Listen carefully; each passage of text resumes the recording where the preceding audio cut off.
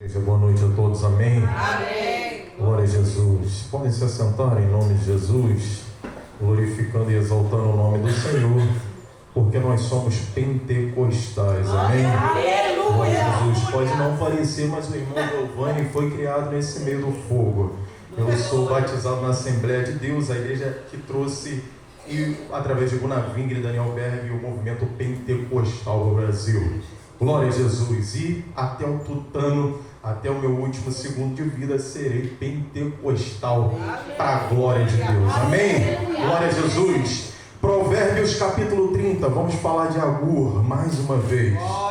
Provérbios capítulo 30, por favor. Glória a Jesus.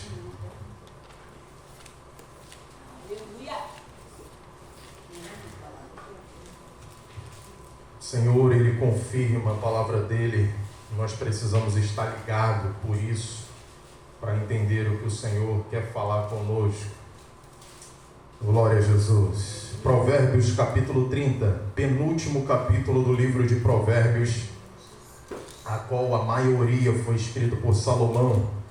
E esse 30 aqui, o 31, foi por outras pessoas e tem alguns anônimos. Diz assim a palavra de Deus. Todos acharam? Amém? Amém. Provérbios capítulo 30, no versículo 1 ao 9, nós estaremos lendo. Versículo 1 ao 9. Diz assim: Ditados de Agur, filho de Jaque, oráculo. Este homem declarou a Etiel e a Ucal. Meus irmãos, em algumas traduções, esse Etiel e a Ucal é uma transliteração no hebraico para estou exausto, ó Deus, estou exausto. Ó Deus, quase desfalecendo. Amém? Amém. Versículo 2. Sou o mais tolo dos homens, não tenho o entendimento de um ser humano, não aprendi sabedoria, nem tenho conhecimento do santo. Quem subiu aos céus e desceu?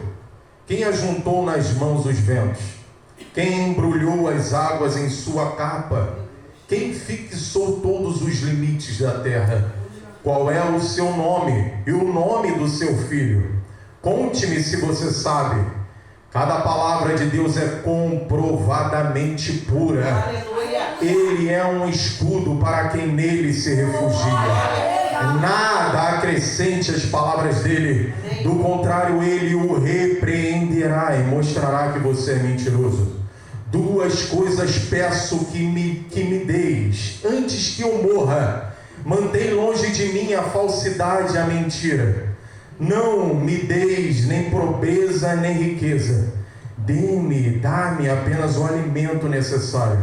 Se não tendo demais, eu te negaria e te deixaria, e diria: quem é o Senhor? Se eu ficasse pobre, poderia vir a roubar, desonrando assim o nome do meu Deus. Amém? Amém. Meus irmãos, nós, com base em Provérbios, e dentro desse capítulo 30 de Provérbios, ficam dois questionamentos, e eu inicio com esses dois questionamentos. O que é o conhecimento e o que é a sabedoria? O que é o conhecimento e o que é a sabedoria? Como resposta para a primeira pergunta, é possuir informações e habilidades através do estudo, experiência ou aprendizado. O primeiro questionamento a respeito do conhecimento, a resposta é possuir informações e habilidades através do estudo, experiência ou aprendizado. E o que é a sabedoria? É a aplicação de todo o conhecimento de forma inteligente e prática. O que é a sabedoria? É a aplicação de todo o conhecimento de forma inteligente e prática. Aí quando nós trazemos para o conceito bíblico de conhecimento e sabedoria, dentro do conceito bíblico, nós vamos para Provérbios, capítulo 1, versículo 7. E eu trago na tradução da Viva, que diz: mas como um homem se torna sábio? Em primeiro lugar, temendo o Senhor. Mas como um homem se torna sábio? Em primeiro lugar, temendo o Senhor. Em outras traduções vai dizer que o princípio da sabedoria é temer ao Senhor. Na parte B do capítulo 1, versículo 7 vai dizer: somente os tolos desprezam a sabedoria e a instrução. É o versículo 7 do capítulo 1 de Provérbios que nós temos esse conceito bíblico dentro de conhecimento e sabedoria. Eu respeito ao Senhor como Deus e autoridade, me sujeito a Ele e o obedeço. Eu respeito ao Senhor como Deus e autoridade, me sujeito a Ele e o obedeço. Essa é a primeira coisa para que eu possa me tornar sábio. Temo ao Senhor, respeito a Ele, obedeço a Ele, me sujeito a Ele, e é o princípio da sabedoria que eu vou levar para o resto da minha vida. É o conceito bíblico. E como eu me torno sábio por completo até o fim da minha vida? Como eu me torno sábio por completo até o fim da minha vida? Se temer ao Senhor é o princípio, o começo da sabedoria para a minha vida é temer, é respeitar, obedecer, me sujeitar ao Senhor. Como eu continuo até o fim da minha vida para me tornar sábio por completo? Aplicando de forma inteligente, em habilidade, discernimento, tudo o que Ele me ensina. Esse é o conceito bíblico de conhecimento e sabedoria. Amém. Salomão, no início do seu ministério, do seu reinado, Davi sai de cena e entra ali em cena Salomão, de acordo com a vontade do Senhor. E ele, de cara, diante de toda a responsabilidade que ele tinha, um jovem, estava com a maquete do templo para ser construída. Era uma tamanha responsabilidade sobre os ombros daquele homem. E Salomão, diante do Senhor, ele se humilha e fala: Senhor, diante de tudo isso, ele coloca em outras palavras: meu pai governou isso tudo, o povo gostava do meu pai, era um rei a qual o povo teve um apreço. Agora, Senhor, entra em cena eu, um jovem limitado, que ainda mais do meu pai, ainda tem a missão de levantar o templo de adoração ao Senhor, ó Deus. Então eu não te peço riqueza, eu não te peço prosperidade para esbanjar para os outros reinos. Eu te peço em primeiro lugar, Senhor, me dá sabedoria, ó Deus, me dá instrução para que eu possa cumprir aquilo que o Senhor demandou para a minha vida. Me dá sabedoria. O começo da vida daquele homem foi de forma esplendorosa. Ele teme ao Senhor, se sujeita a Ele, adora ao Senhor. E no reinado de Salomão nós não vamos ver guerras, problemas, caos. É um homem tremendamente abençoado. Não pediu em primeiro lugar riqueza, pediu sim sabedoria. O Senhor acrescentou na vida dele. Mas só que o problema é que Salomão não aplicou até o fim da sua vida a sabedoria. E como nós já dizemos aqui, não é como se começa, é como se termina. Tu teme ao Senhor hoje, tu tem que temer a Ele até o final da tua vida. Tema a Ele. Aleluia. Bendito seja o teu nome. Deixou a sabedoria e o temor ao Senhor e, de certa forma, comprovadamente diante da palavra, terminou de forma desastrosa. Foi através dos erros de Salomão que o reino de Israel é rasgado ao meio. Governo do norte, governo do sul, por conta dele. A palavra sabedoria, meus irmãos, ela tem origem no latim. A palavra sabedoria, ela tem origem no latim e é sapientia, que deriva do verbo sapere ou sapore, e significa ter sabor ou discernimento. Eu repito, a palavra sabedoria tem origem no latim, é sapientia, deriva do verbo sapere ou sapore, que significa ter sabor ou discernimento. Aí, diante desse significado, dentro dessa origem no latim, eu vou lá para Mateus capítulo 5, versículo 13, na parte A, a qual o nosso mestre supremo diz: vocês são o sal da terra. Se o sal perder o seu sabor, como restaurá-lo? Somos aqueles, como igreja, que aplicamos de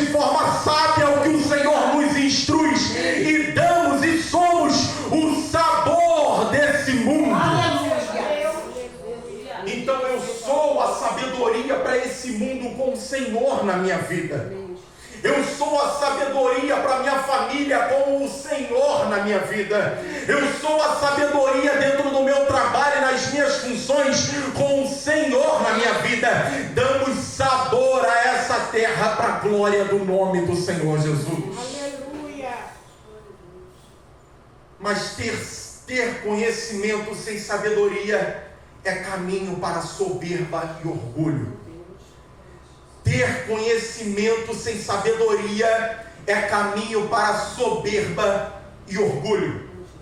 Mas, irmão Giovanni, você diz isso, afirma com base em quê? 1 Coríntios capítulo 8, versículo 1 e 2, Paulo diz: a seguir vem a pergunta de vocês a respeito de comer alimentos que foram sacrificados a ídolos. Quanto a esse assunto, cada um acha que a sua resposta é certa. Porém, esse tipo de conhecimento traz orgulho, mas o amor edifica. Aí Paulo termina na parte B do versículo 2. Se alguém pensa que sabe todas as respostas, está apenas mostrando sua própria ignorância. Meu Deus. Aleluia. Conhecimento aplicado sem sabedoria expressa ignorância. E eu abro um parênteses aqui dentro dessa introdução. A sabedoria, ela conduz a habilidades como humildade, relacionamentos frutíferos e etc. Oh, Espírito. A sabedoria conduz a habilidades como humildade, relacionamentos frutíferos e etc. A sabedoria é a expressão do conhecimento, não a posse do conhecimento. Amém.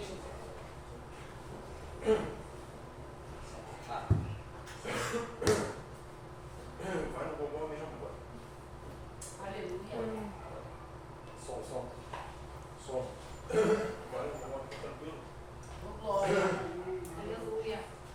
Abençoa, Jesus. Vamos voltar aqui para não perdermos o raciocínio em nome de Jesus.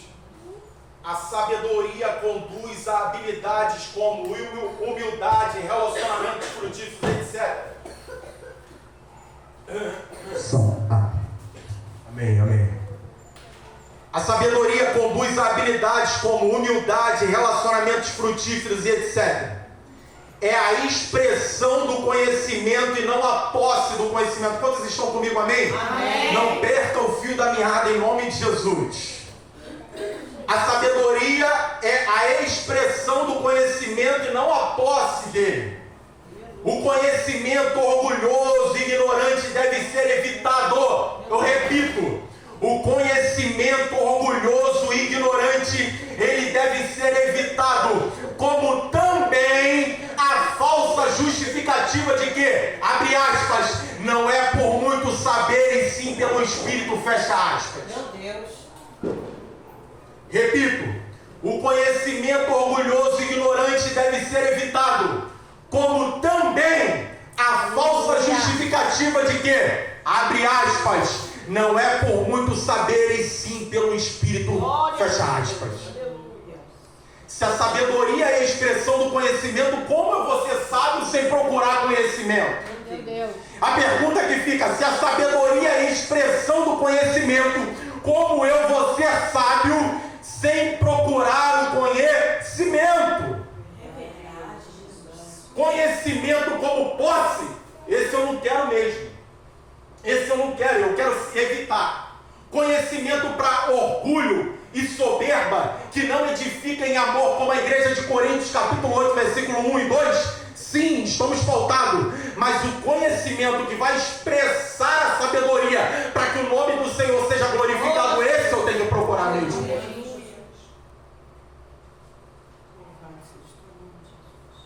Aí, lá em Oséias, capítulo 4, versículo 6, o profeta vai dizer: o meu povo é destruído porque não me conhece. E a culpa é de vocês, sacerdotes, porque se recusam a me conhecer. Nesse primeira parte aqui, o povo está sendo destruído em pecado, porque a liderança espiritual está deixando de buscar conhecimento para instruir o povo. Aí nós vamos para a segunda parte do capítulo, do versículo 6. Por isso eu não os reconhecerei como sacerdotes, já que se esqueceram da lei do seu Deus. Já que se esqueceram da lei do seu Deus, eu também ignorarei seus filhos. Sem procurar conhecer a Deus na palavra, eu me torno tolo em vez de sábio e conduzo uma galera à mesma tolice que a minha. Os caras esqueceram de Bíblia como autoridade espiritual. Os caras deixaram a principal base da vida deles em Israel de lado e levaram uma galera a pecar sem conhecimento bíblico que eles deveriam passar para aquele povo. Então o povo é destruído sem um conhecimento de quê? Da palavra. E dentro disso tudo, do que nós falamos aqui, é basicamente isso.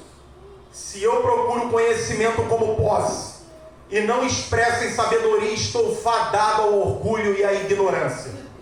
Se eu procuro conhecimento como posse e não expresso em sabedoria, estou fadado ao orgulho e à ignorância.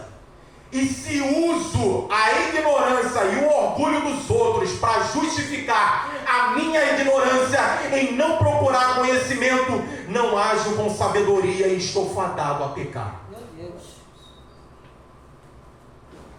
E se uso a ignorância e o orgulho dos outros para justificar a minha ignorância em não procurar conhecimento, não ajo com sabedoria e estou fadado a pecar.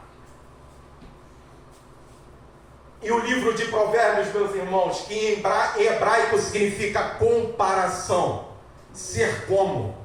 O livro de Provérbios no hebraico ele significa comparação, ser como.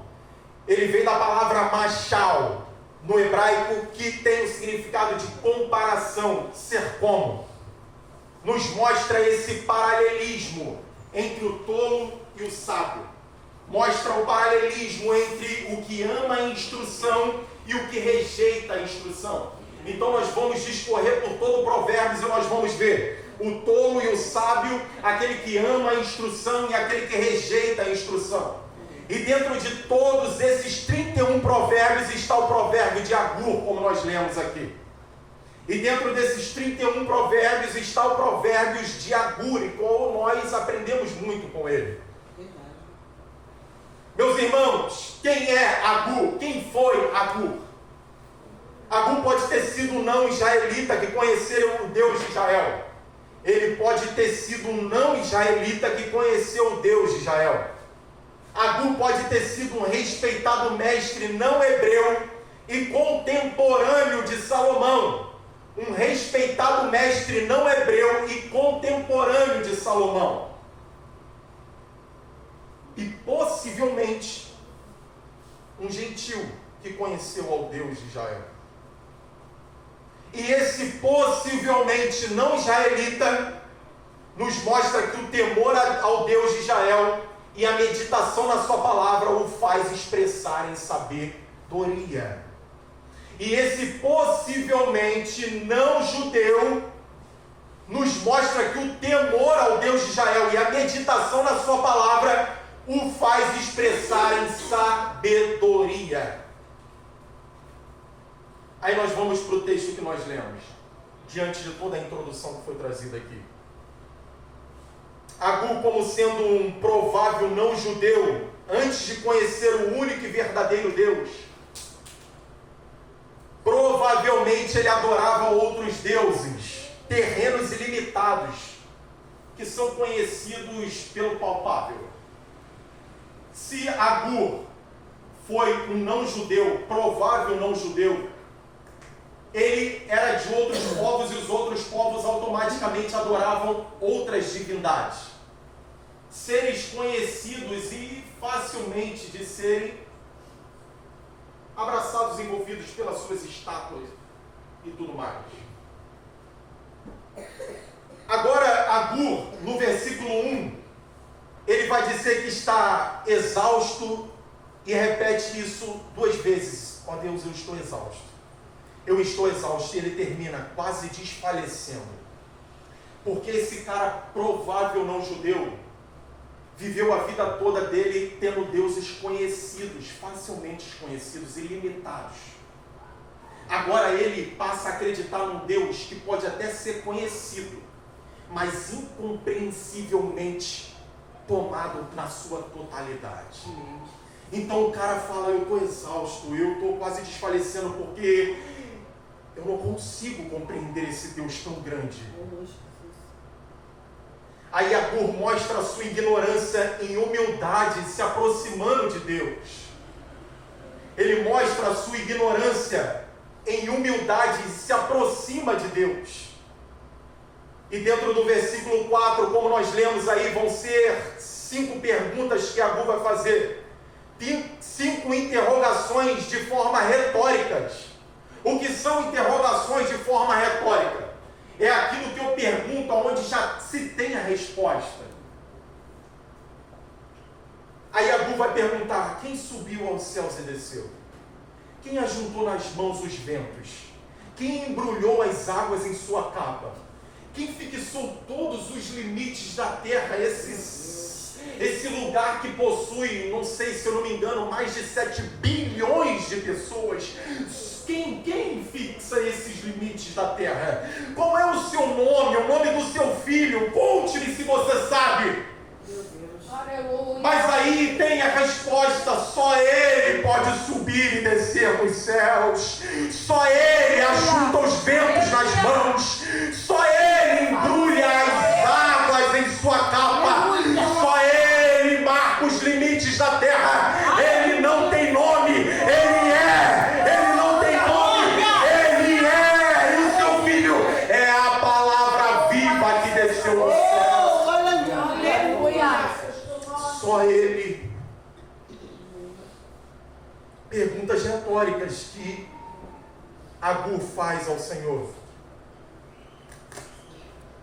E como um provável não-judeu, ele se vê ignorante diante de toda essa forma incompreensível desse Deus tão grande. E como um provável não-judeu se vê ignorante diante de um incompreensível Deus em sua totalidade. E como que ele se vê assim, ignorante diante de um incompreensível Deus em sua totalidade? Como que ele chegou a esse conhecimento de que ele é um ignorante, de que ele não consegue compreender esse Deus tão grande? Ele foi meditar na palavra e obteve a realidade da sua ignorância. Eu repito, Agur foi meditar na palavra e obteve a realidade da sua ignorância. Versículo 5 vai dizer, cada palavra de Deus é comprovavelmente pura. Ele é um escudo para quem nele se refugia. Ele descobre que a palavra de Deus é verdadeira. Ele descobre que a palavra de Deus é um refúgio. Que dentro da palavra de Deus ele vai ter o entendimento que Deus é refúgio para a vida dele. Dentro da palavra de Deus vai gritar para Agur, deixa de lado essa ignorância de querer me compreender em minha totalidade. Não tem como, Agur, mas eu me revelo para você. Quanto mais você querer, eu vou me revelar para você, Agur. Quanto mais você buscar em mim, Agur, eu me revelo para você, Agur. Na totalidade, Agur, não tem como. Moisés teve que virar de costas, Agur. Mas se você quiser mais, eu me revelo mais e mais para você, Agur. Dentro das palavras do Mestre. Passa a confiar no Senhor. Um cara provavelmente não judeu vai meditar na palavra do Senhor e passa a confiar no Senhor. E eu, crente, às vezes sou incrédulo. E eu aplico a primeira parte aqui, dentro desse contexto. E eu começo a aplicar para as nossas vidas. E eu coloco uma observação. E eu faço a pergunta, como podemos dizer que conversamos com Deus sem meditar na palavra dele? Meu Deus. Aleluia. Como que a gente pode dizer, cantar até louvores bonitos, até questões dentro desse contexto de conversar com Deus sem meditar na palavra dele? Irmão, irmão Giovanni, eu oro a Deus todos os dias, então eu converso com Ele. Não, você não conversa com Deus. O significado de conversa no Google, e eu fui buscar, troca de palavras entre duas ou mais pessoas. Troca de palavra entre duas ou mais pessoas. Eu falo com Deus em oração e Ele me responde através da palavra dele. Eu não converso com Deus só falando em oração. Eu preciso ir para a Bíblia para Ele me responder. Aleluia! Como é que eu converso com Deus sem meditar na palavra? É verdade, Jesus. Mostra a minha ignorância.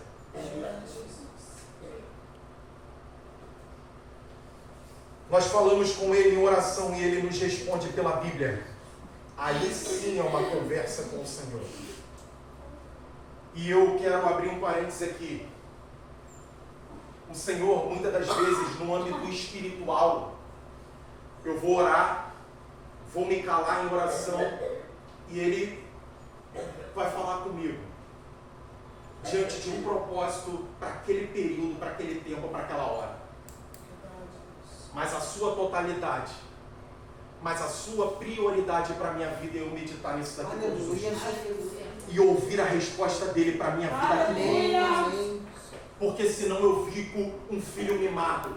Tem que falar comigo agora. Bate pezinho. Que negócio é esse que o Senhor não fala comigo? Ah, Deus já não sei o que. Ah, Deus já não sei o que. Vai meditar na palavra, crente. Vai ouvir o Senhor falar na palavra, crente. Glória a Deus, aleluia. Propósito para a hora, para o momento e para o período. Um parênteses a mais. Mas a totalidade é responder a nós pela palavra dele. Aí, Agur medita na palavra. A palavra revela a ignorância dele. Revela o quanto ele era ignorante. E ainda será se ele querer compreender esse Deus na sua totalidade. E ele expressa isso, quando a palavra fala com ele, ele vai, no primeiro momento, orar. Ele ouve ao Senhor em sua palavra e depois ele vai falar com Deus. Ele vai falar com o Senhor, do versículo 7 ao versículo 9. Mas antes, no versículo 6,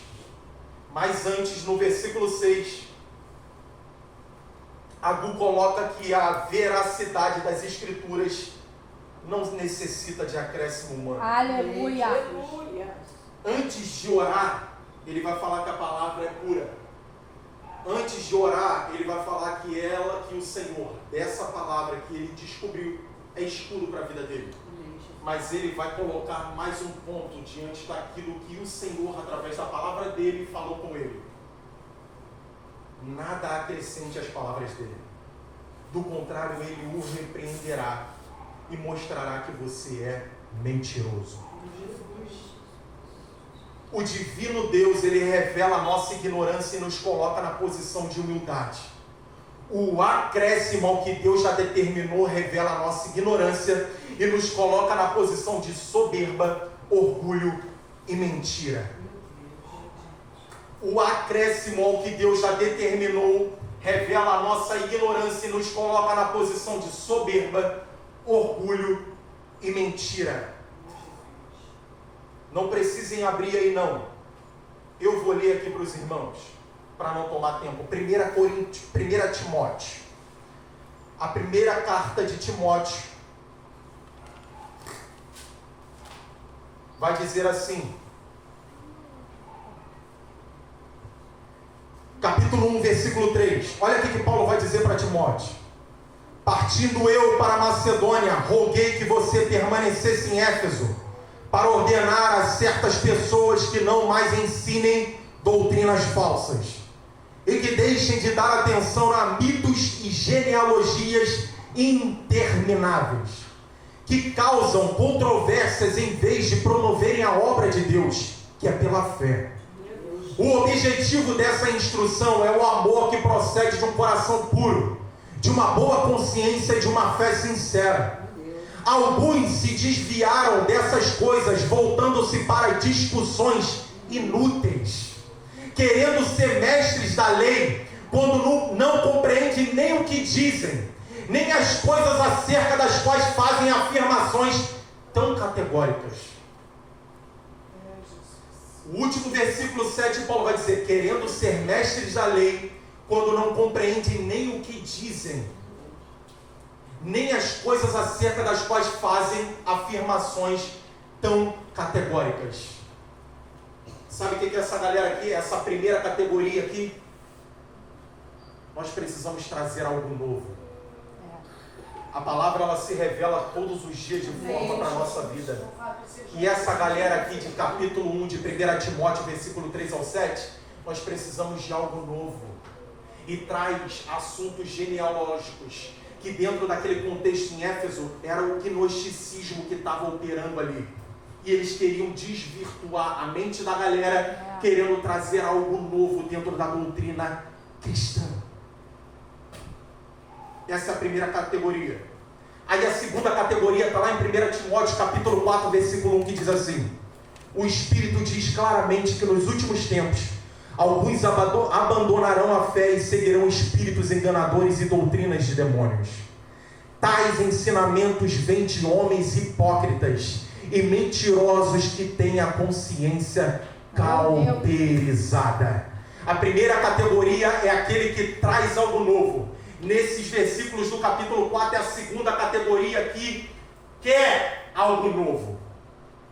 A primeira categoria, no capítulo 1, do versículo 3 ao 7 de 1 Timóteo, é aquela que quer trazer algo novo. No capítulo 4, versículo 1 e 2, é a galera da segunda categoria que quer algo novo para ela. Aí, querendo algo novo, dá ouvido a doutrinas de demônio. E doutrinas de demônios atormentam a mente e tira do foco. Agu fala, não acrescente nada do que ele colocou. Não acrescente nada. Um provável não judeu compreende a palavra mais do que o crente.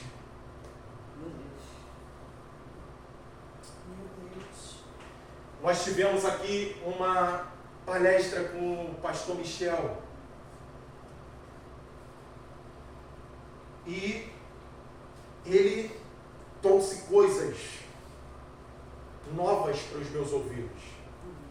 Eu fiquei totalmente ruminando aquele ponto da genealogia, que a saída do Egito passa pelo Êxodo, tu entra na Canaã, trazendo a conotação da nossa alma. Aquilo dali gritou no meu coração, eu fui para casa meditando naquilo ali, algo novo para mim.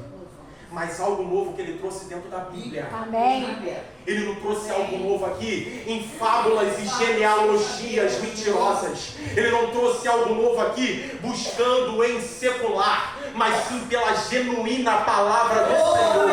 Esse é o algo novo aos meus ouvidos. Bíblia, a qual eu não tinha ouvido, e o Espírito Santo ele vai se revelando a nós constantemente.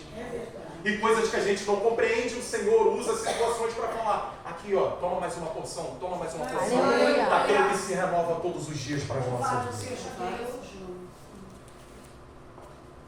Sensacional. Glória a Jesus. E essas duas categorias de pessoas que querem trazer algo novo e as que querem algo novo estão nesse senso comum de estar expressando e de absolver em mentira aquilo que não está na palavra de Deus. E eu abro mais um ponto aqui para aplicar para as nossas vidas. Tomamos cuidado com os novos ensinos, entre aspas. Amém. Quem quer algo novo dentro daquilo que se renova todos os dias está fadado a mentiras e ao automático abandono da fé. Quem quer algo novo daquilo que se renova todos os dias está fadado a mentiras e o automático abandono da fé. Deixa até de congregar, roda e roda e roda e roda e roda querendo algo novo, mas o Senhor é tão misericordioso, tão confrontador, que roda e roda a palavra está lá falando a mesma coisa. Está lá falando a mesma coisa, mas só que quem quer algo novo daquilo que se renova, não entende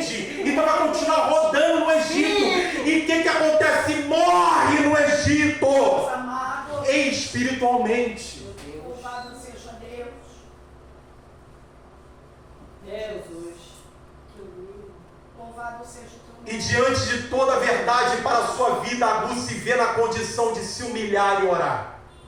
Voltemos para o capítulo 30 de Provérbios. Diante de tanta verdade para a sua vida, Agur se vê na condição de se humilhar e orar ao Senhor. E dentro dessa oração, do versículo 7 ao versículo 9, ele vai expressar duas coisas de forma dupla.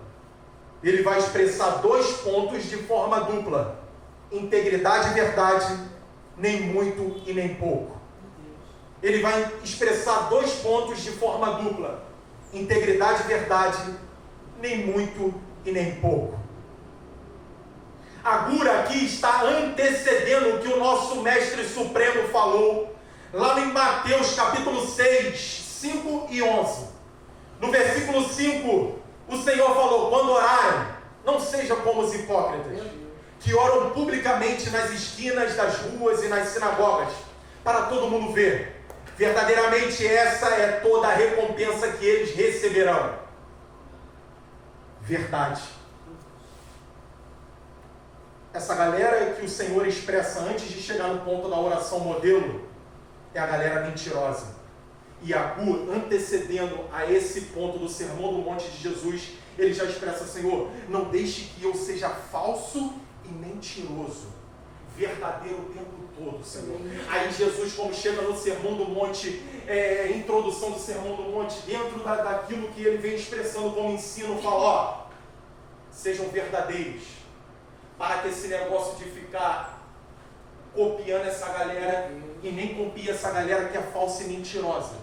Sepulcros caiados, entra no quarto, fecha a porta, Amém. que o meu Pai ouvirá em segredo. Aleluia.